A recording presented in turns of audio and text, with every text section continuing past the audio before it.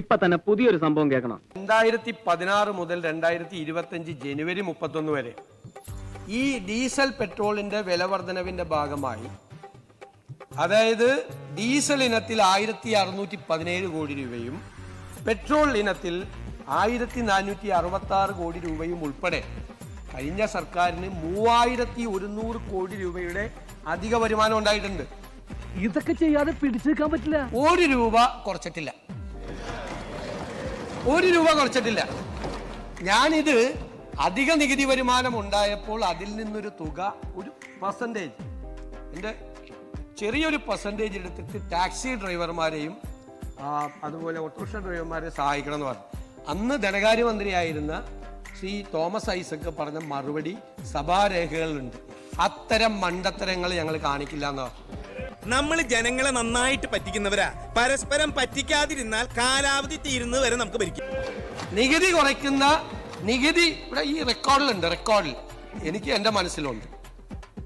നികുതി കുറയ്ക്കുന്ന മണ്ടത്തരങ്ങൾ ഇടത് സർക്കാർ കാണിക്കില്ല എന്ന് ഇടത് സർക്കാരിന്റെ മുൻ ധനകാര്യമന്ത്രി ഈ സഭയിൽ വന്ന് സംസാരിച്ചാണ്.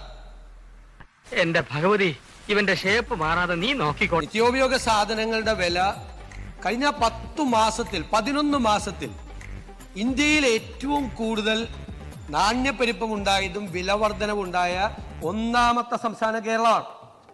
എന്തുകൊണ്ടാ? മാർക്കറ്റിൽ ഇടപെടുന്ന കാര്യത്തിൽ ദയനീയമായി കഴിഞ്ഞ സർക്കാർ പരാജയപ്പെട്ടു.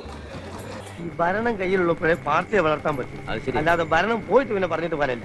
ഇപ്പൊ പറഞ്ഞല്ലോ, ഈ പൈസ എടുത്ത് കൊടുക്കാൻ പറഞ്ഞല്ലോ, നിങ്ങളുടെ കടം തീർക്കണ്ടേ? 2893 കോടി രൂപ നിങ്ങൾ സിവിൽ സപ്ലൈസ് കോർപ്പറേഷൻ കൊടുക്കാറുണ്ട്. ഞങ്ങൾ ഈ പൈസ എടുത്ത് ഇത് വേണ്ടാന്ന് വെച്ച് കഴിഞ്ഞാൽ വിലക്കയറ്റം നിയന്ത്രിക്കാൻ ഞങ്ങൾ എന്ത് ചെയ്യും? സിവിൽ സപ്ലൈസ് കോർപ്പറേഷൻ ആണ് കേരളത്തിൽ വിലക്കയറ്റം നിയന്ത്രിക്കാൻ മാർക്കറ്റ് ഇന്റർവെൻഷൻ നടത്തേണ്ട ഏജൻസി.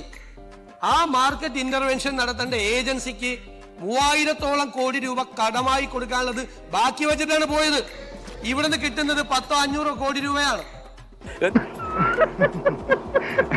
എങ്ങനെയുണ്ട്? എന്ത് ചെയ്യും?